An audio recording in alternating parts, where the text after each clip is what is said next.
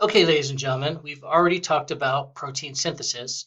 That's where we have the two steps of transcription and translation, where we go from DNA to mRNA to a functional protein that's made up of amino acids, of course. That's what happens when everything goes correctly. Today, we're going to talk about what happens when things don't go correctly. And of course, we're talking about mutations.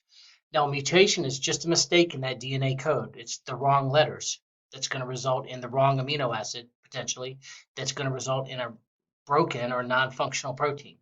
Now, if this mutation happens in your body cells, like your skin cells or your liver cells, may not have any effect at all, unless, of course, the mutation turns the cell into a tumor, cancer, then it will be significant. But remember, for mutation in your sperm cells, your egg cells, your sex cells, they will be passed on to your children. So that is going to affect, be a significant mutation. Okay. Two main types of mutations. First mutation is a point mutation. That's where we just substitute one base for another. For example, instead of an A, we have a C, or instead of a T, we have an A, or instead of a G, we have a T. It's just swapping out one base for another. Now, that may be a problem or it may not be a problem, as we're going to see in a second. The other type of mutation is a frameshift mutation. If an insertion mutation is when we insert a base in, and since we read them three bases at a time, I hope you realize that if we insert one in, that's going to shift everything over by one and make all the amino acids messed up. Or conversely, if we delete one, that's going to shift everything over the other way. So I hope you see that frameshift mutations always are going to cause a big problem, whereas a point mutation may or may not cause a problem. Okay, let's look at an example. So I just used words instead of letters so you could see real easy. So our original codons, the, fat, cat, sat. Now, if I do a point mutation, right, if I change one base right here, this amino acid is going to change, but the rest of them are fine. So this may or may not be a problem, but the rest of them are okay.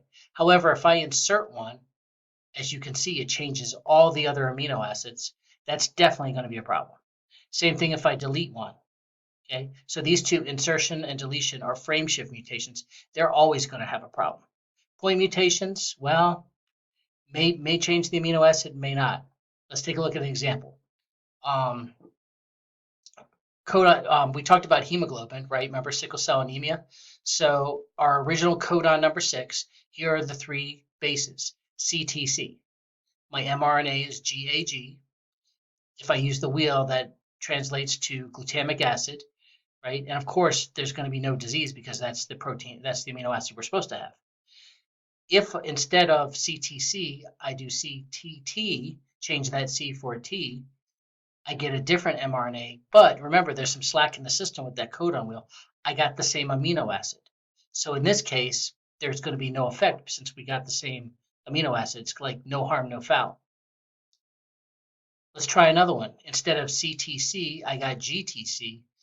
Well, my mRNA is CAG. If I use the wheel, that's going to give me glutamine instead of glutamic acid. However, since both of these are hydrophilic, and if you remember, hydrophilic means water-loving, there's still no effect on the protein. So even though I got a different amino acid, again, it's no harm, no foul. So these two mutations, even though I end up with, a different codon, we didn't have any problems. Now this third mutation, instead of CTC, CAC, the mRNA is GUG. Instead of glutamic acid or glutamine, I get valine. Valine is hydrophobic, it's water-fearing. In this case, it will not be soluble in water. Then we get sickle cell anemia. So I hope you can see with point mutations, sometimes there's a problem and sometimes there's not.